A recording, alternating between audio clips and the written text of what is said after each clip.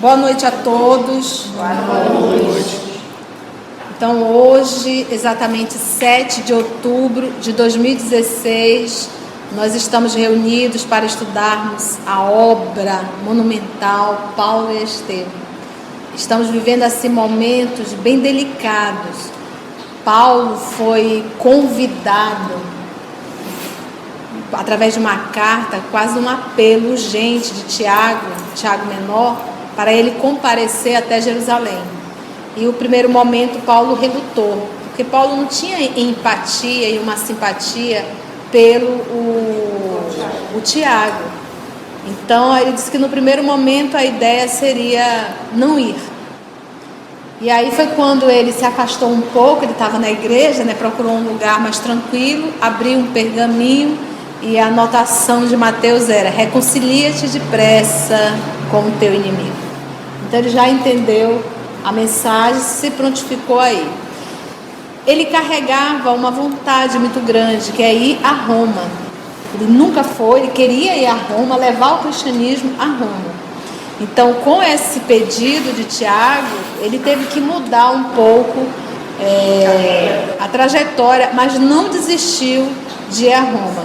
E ao mesmo tempo, um sentimento dentro dele, ele disse assim: eu vou para Jerusalém, mas vou passar por várias comunidades que já foram fundadas. Então ele está com aquele sentimento de despedida. Ele passa em cada cidade e vai se despedindo. Quando ele chegou em Éfeso, estava lá João Evangelista e tinha uma multidão aguardando ele, porque sabiam que ele iria, o barco, o navio estaria ancorando por um período ali. E aquela multidão de pessoas. E Maria, a mãe do Cristo, foi pessoalmente cumprimentar aquele que se tornou o maior divulgador dos ensinos do seu filho. Então nós estamos assim vivendo um momento de muitas emoções. Ele já está em Jerusalém. Tiago solicitou que ele não fosse direto para a igreja do caminho, que ele fosse para a casa de Menasson, e lá Tiago iria procurá-lo para fazer ali um diálogo e contar verdadeiramente quais as intenções dos fariseus para com Paulo. E para surpresa dele, ele achou que queriam matá-lo, apedrejá-lo. Não. Eles querem simplesmente que Paulo faça um ritual. Querem humilhá-lo. Tiago disse: eu entendo perfeitamente a tua dor, mas eu solicito que você se submeta a isso.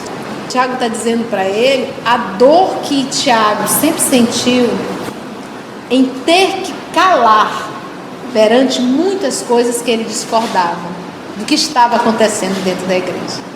Então Paulo naquele momento entendeu. Paulo achava que ele fazia tudo aquilo porque ele gostava? Não. Ele fazia aquilo para que não viesse dano à obra. Ele estava salvaguardando a obra do Cristo. Exatamente, dentro de Jerusalém. Então, só resta agora, vamos fazer a nossa prece.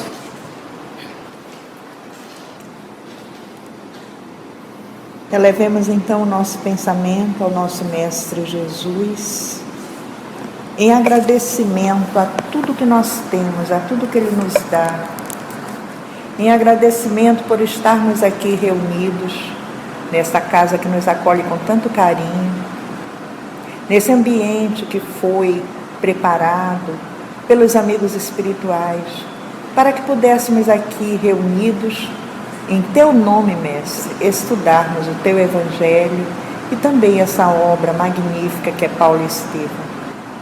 Agradecidos somos, Senhor, por tudo isso. Mas agradecidos somos também, Senhor, pelas maravilhas que Tu nos dás, que Tu nos deste, que Tu nos dás a cada momento. Em especial, somos agradecidos pela vida. Somos agradecidos pelos olhos que veem, pelos ouvidos que escutam, pelas mãos que trabalham, pelas pernas que caminham. Quando há tantos que sofrem sem esses órgãos, sem ver, sem ouvir, sem falar, sem andar. Somos agradecidos por tudo isso, Senhor. Só temos realmente dádivas a Te agradecer. E Te pedir que os espíritos superiores possam nos auxiliar, abrindo as nossas mentes para que possamos internalizar essas lições e, mais ainda, colocá-las em prática no nosso dia a dia, nos reformando moralmente, para que possamos ascender a mundos melhores. Obrigado, Mestre amado, por tudo, e ser conosco neste momento e por todos os momentos de nossa vida. Muito bem. Então, vamos lá?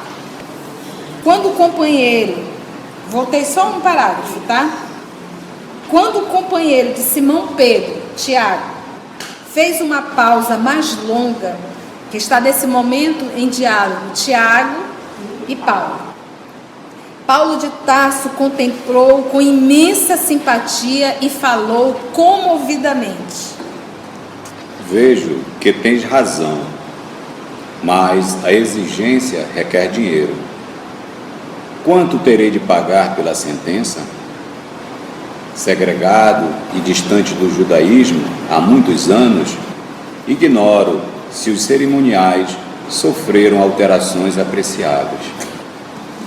Porque o que é para fazer? Vamos voltar aqui para a gente entender. O que eles querem? Lê novamente. O filho de Alfeu fixou nele os olhos e explicou: depois de muito relutarem, os israelitas congregados em nossa igreja vão pedir-te apenas que pagues as despesas de 4 homens pobres que fizeram voto de Nazireu, comparecendo com eles no templo durante 7 dias consecutivos, para que todo o povo possa ver que continuas, bom judeu e leal filho de Abraão. Vão pedir apenas que pagues a despesa de 4 homens pobres. Então, ou seja, ele precisa de dinheiro e Paulo não tem dinheiro. Então, por isso que ele está perguntando, com que dinheiro que eu vou? Isso. Eu não tenho dinheiro para isso. Que fizeram votos de Nazireu, comparecendo com eles no templo, durante 7 dias consecutivos. Então, vamos voltar lá. Há muitos anos ignoro se os cerimoniais oferecem alterações apreciáveis. Né? Dá para negociar isso? Vamos ver, Tiago. Os preceitos são os mesmos. Respondeu Tiago. Já que serás obrigado a te purificares com eles e, segundo as tradições, custearás a compra de 15 ovelhas, além dos comestíveis preceituais. É um absurdo. Objetou, né? Opôs o apóstolo dos gentios. Como sabes, a autoridade religiosa exige de cada narizeu 3 animais para os serviços da consagração. Dura exigência, Disse Paulo comovido. No entanto, Replicou Tiago com um sorriso. nossa paz vale muito mais que isso e, além dela, somos obrigados a não comprometer o futuro do cristianismo. Você vê todo o tempo a preocupação de Tiago com o cristianismo. O convertido de Damasco descansou o rosto na mão direita por longo tempo, dando a perceber a amplitude de suas meditações, e acabou falando em um tom que traía sua enorme sensibilidade. Tiago, como tu mesmo, atingi hoje um nível mais alto de compreensão da vida. Entendo melhor os teus argumentos. A existência humana é bem uma ascensão das trevas para a luz. A juventude, a presunção de autoridade, a centralização de nossa esfera pessoal acarretam muitas ilusões, laivando de sombras as coisas mais santas. Esse lá e vai é manchar, tá, meus amigos? Assiste-me o dever de curvar-me às exigências do judaísmo, consequentes de uma perseguição por mim próprio iniciada em outros tempos. Olha que lucidez dele. Porque Paulo é um homem muito autoritário e muito firme na sua personalidade. Então, por exemplo, você pega Tiago, que conseguiu engolir a sua vontade, os seus desejos, para que não viesse dano à obra. E nós vamos verificar Paulo, essa forma dele, essa autenticidade dele, a flor da pele, ele sempre dizendo assim, não vou abrir mão disso. Não, eu acredito nisso. A gente olhando a trajetória de Paulo, ele passou por vários estágios. É como se o Papai do Céu foi dando cada prova para ele dentro das forças naquele momento. Essa provação agora, essa missão agora, ele está apto a realizar. Agora. Atingi hoje um nível mais alto de compreensão da vida. Entendo melhor os teus argumentos, que até então ele achava que Tiago ainda era muito judeu, né? E, no entanto, ele entendeu que Tiago realmente tinha mais maturidade do que ele. Porque pensa, a igreja de Jerusalém estava dentro de Jerusalém. Dentro de Jerusalém. Onde o judaísmo era muito forte. E a presença romana ali constante. Exatamente. Se ele deve ter pensado, se eu for bater de frente, acabou o cristianismo aqui. Isso. Vai acabar. Deteve-se evidenciando dificuldade para confessar-se plenamente, mas tomando uma atitude mais humilde, como quem não encontra outro recurso, prosseguiu quase tímido. Paulo tímido, que ele vai falar agora dele. Nas minhas lutas, nunca me presumi vítima, considerando-me sempre como antagonista do mal. Que lindo isso. Só Jesus, em sua pureza e amor imaculados, podia alegar a condição de anjo vitimado por nossa maldade sombria.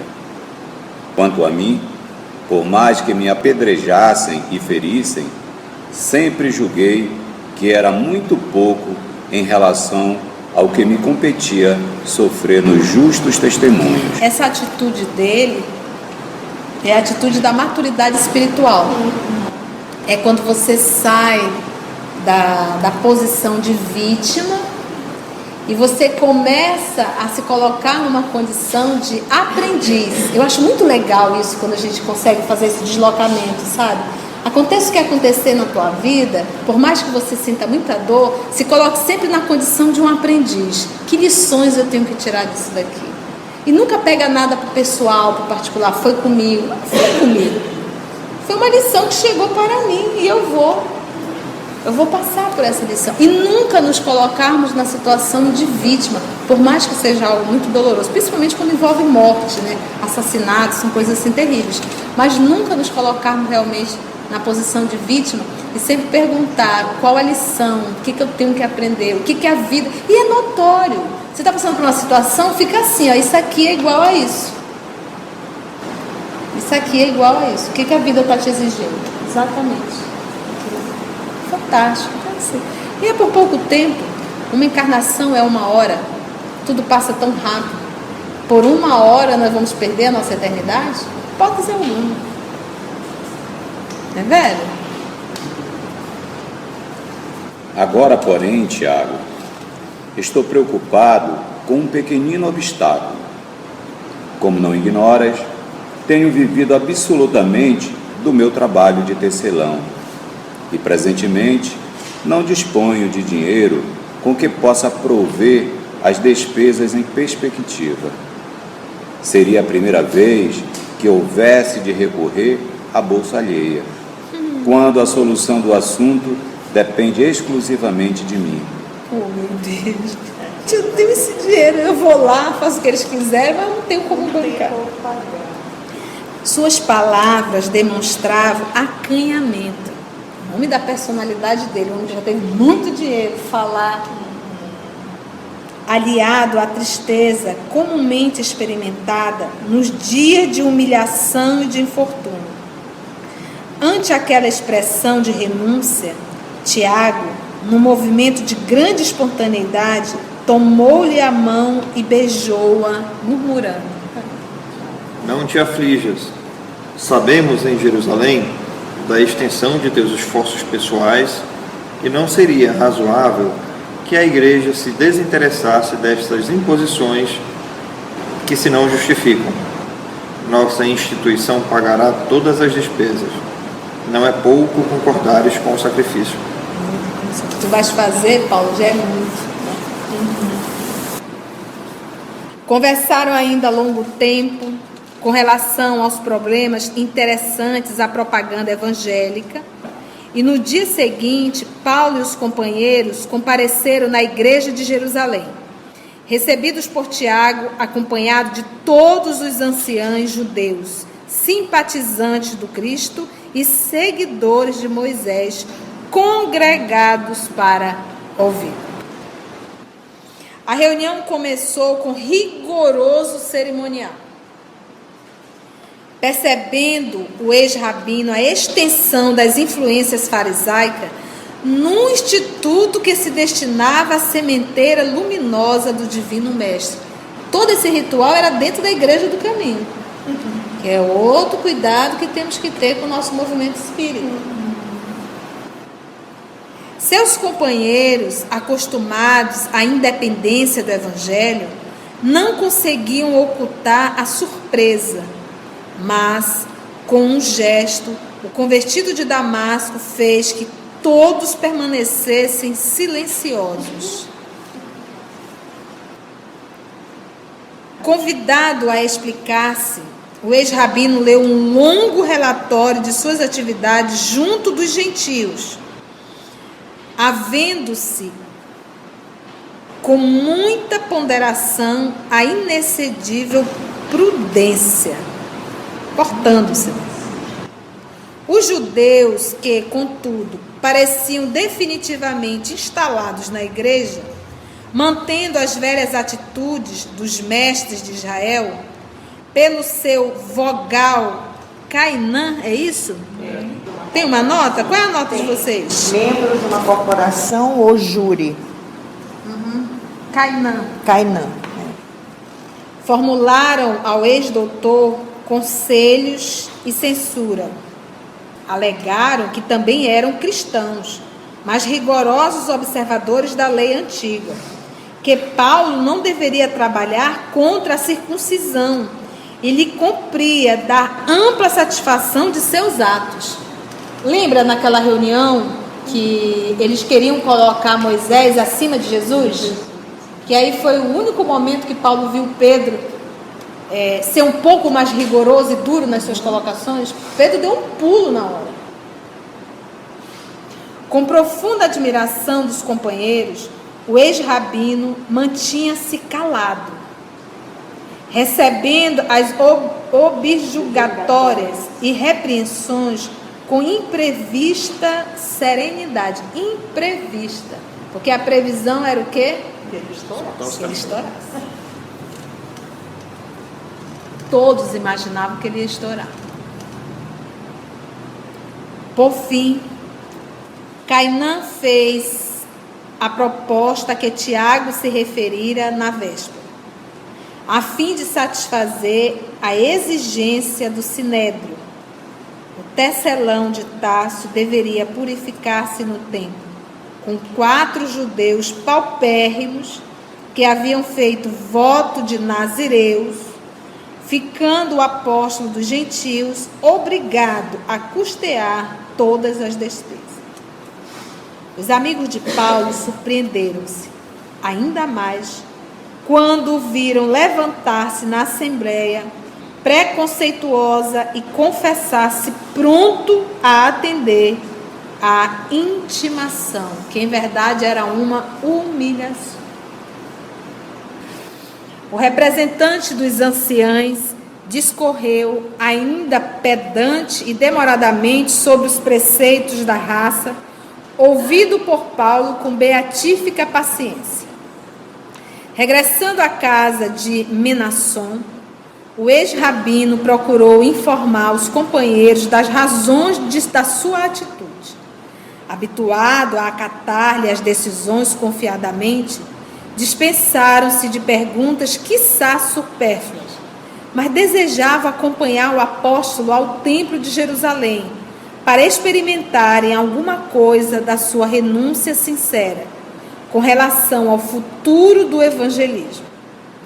Paulo frisou a conveniência de seguir só, mas Trófimo, que ainda se demorava alguns dias em Jerusalém, antes de regressar a Antioquia, insistiu e conseguiu que o apóstolo lhe aceitasse a companhia. Lucas está com ele, né? Porque Lucas foi o único que saiu de lá, foi Lucas, né? E o Trófimo, né? que é o grego, né?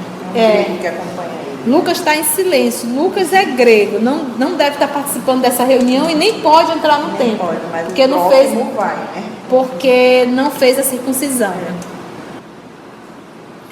O comparecimento de Paulo de Tarso no templo, acompanhando 4 irmãos de raça, em mísero estado de pobreza, a fim de com eles purificar-se e pagar-lhes as despesas do voto, causou enorme sensação em todos os círculos do farisaísmo.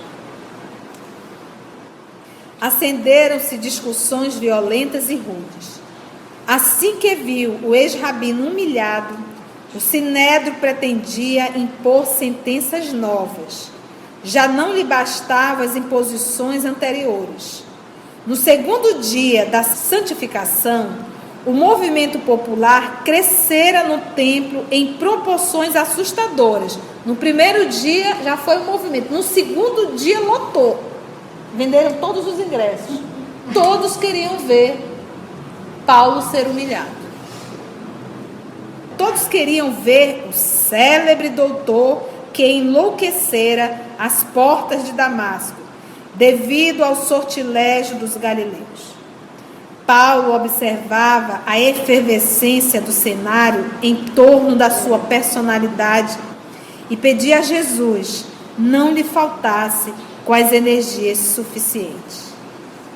No terceiro dia, a falta de outro pretexto para a condenação maior.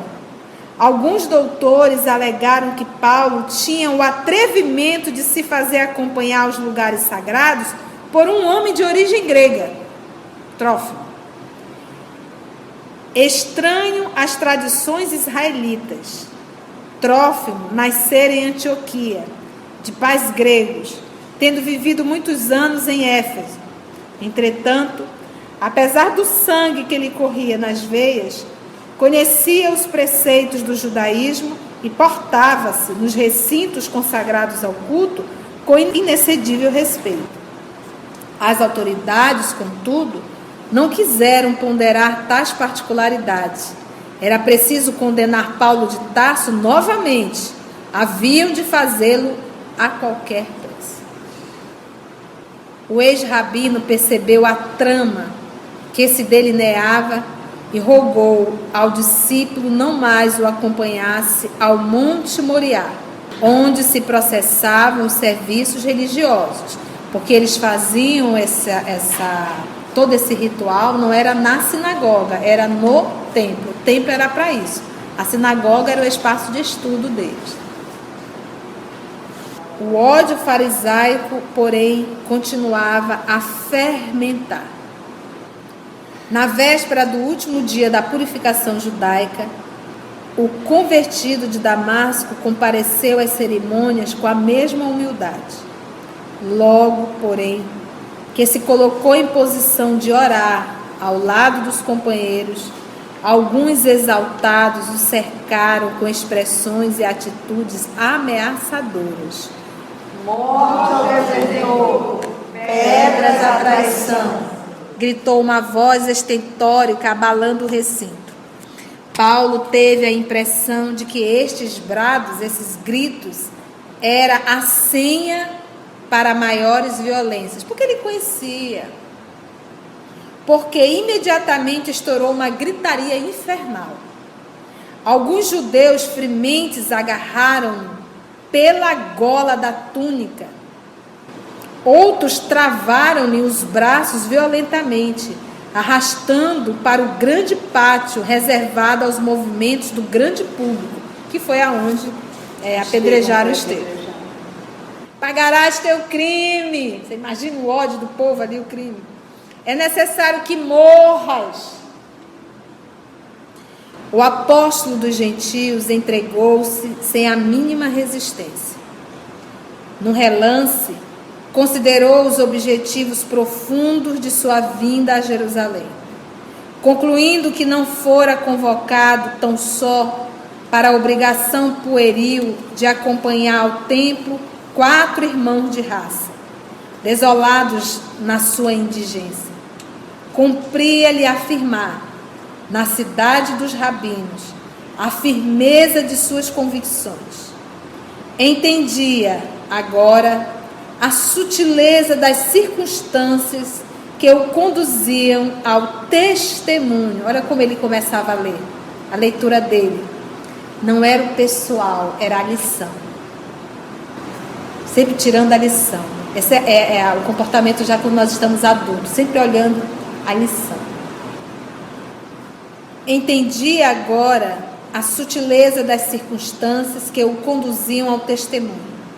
Primeiramente, a reconciliação e o melhor conhecimento de um companheiro, como Tiago.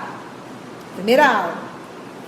Obedecendo a uma determinação que lhe parecera quase infantil.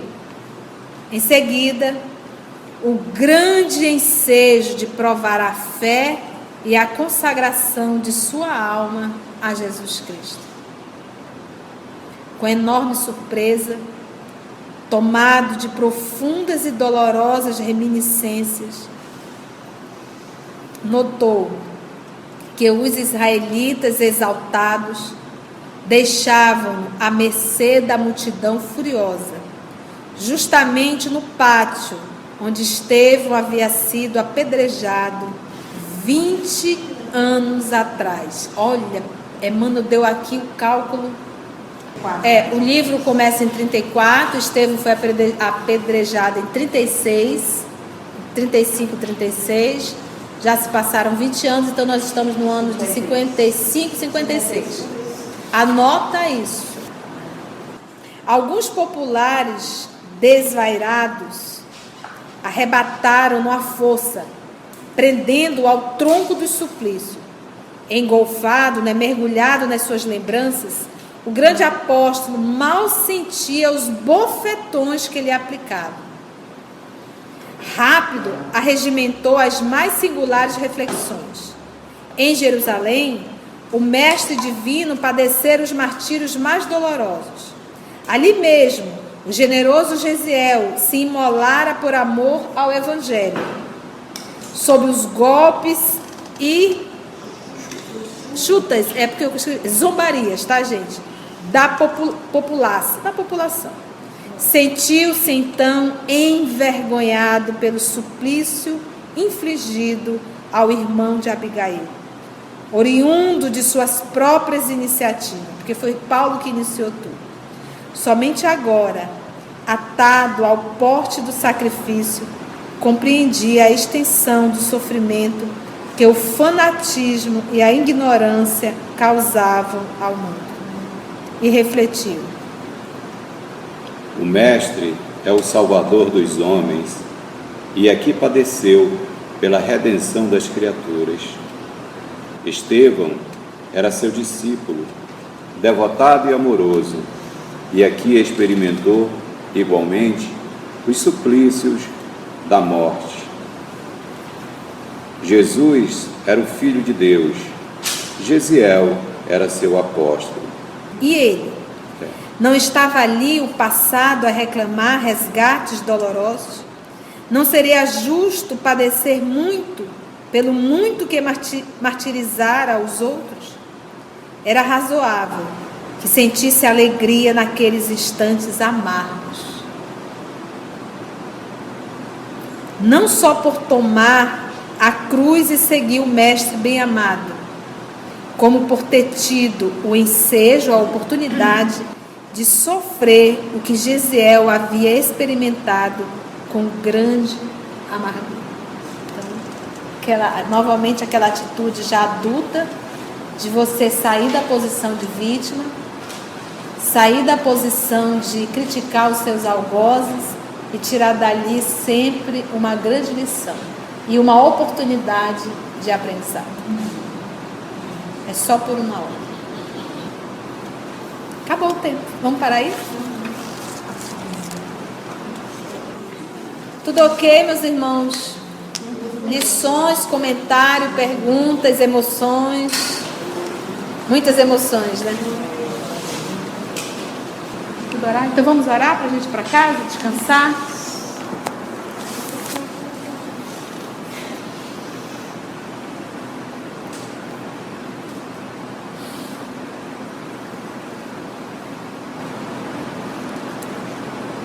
amor de nossa vida, amigo querido, amigos espirituais aqui presentes.